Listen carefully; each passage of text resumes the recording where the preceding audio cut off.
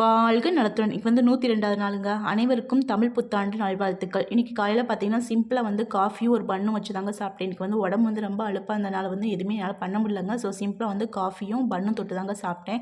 But இந்த combination எனக்கு ரொம்ப ரொம்ப பிடிக்கும். பட் எப்பயாவது ஒரு தடவை தான் எடுத்துக்குவேன். அதுக்கப்புறம் வந்து கொஞ்சம் ஸ்நாக்ஸுக்கு கொஞ்சம் பொரியும் கிரேப்ஸும் சாப்பிட்டீங்க தான் நான் காலையில் சாப்பிட்டது. மத்தியானத்துக்கு பார்த்தீங்கன்னா வந்து சிம்பிளாக ஒரு தக்காளி சாதம். இது பண்ணுறது வந்து 5 நிமிஷம் தாங்க இருக்கும். ரெடிமேடாக ஒரு தக்காளி சாதம் பண்ணிங்கன்னா பட் டேஸ்ட் வந்து பார்த்திங்கன்னா அல்டிமேட்டாக இருக்குங்க. அதுவும் சூடாக சாப்பிட்றப்ப அவ்வளோ அல்டிமேட்டாக இதோட ரெசிபி வந்து நான் கண்டிப்பாக போடுறேங்க. நீங்களும் செஞ்சு பாருங்கள். கண்டிப்பாக உங்களுக்கு ரொம்ப பிடிக்குங்க. நம்மளுக்கு வந்து ரொம்ப சோம்பேறியாக இருக்கிற நேரத்தில் வந்து இந்த மாதிரி தக்காளி சாதம் வந்து சிம்பிளாக செஞ்சு பார்த்தோம்னா அவ்வளோ டேஸ்ட்டாக இருக்குங்க. தொட்டுக்கு வந்து பார்த்திங்கன்னா சிம்பிளாக தேங்காய் துருவல் வச்சு சாப்பிட்டோம்னா அவ்வளோ தேவ அமிர்தமாக இருக்குங்க. அதுக்கப்புறம் வந்து ஈவினிங் பார்த்திங்க அப்படின்னா வந்து 2 தோசையோடு முடிச்சிட்டேங்க. இதான் நான் இன்றைக்கி சாப்பிட்டது. நீங்கள் என்ன சாப்பிட்டீங்க கண்டிப்பாக கமெண்ட் பாக்ஸில் சொல்லுங்கள். உங்களுக்கு இந்த வீடியோ பிடிச்சிச்சுன்னா ஒரு சின்ன லைக்கும் ஷேரும் சப்ஸ்கிரைப் பண்ணிங்க. நீங்கள் பண்ணுற ஒவ்வொரு சின்ன லைக்கும் ஷேரும் சப்ஸ்கிரைப் எனக்கு அவ்வளோ சந்தோஷத்தையும் மோட்டிவேஷன் கொடுக்குங்க.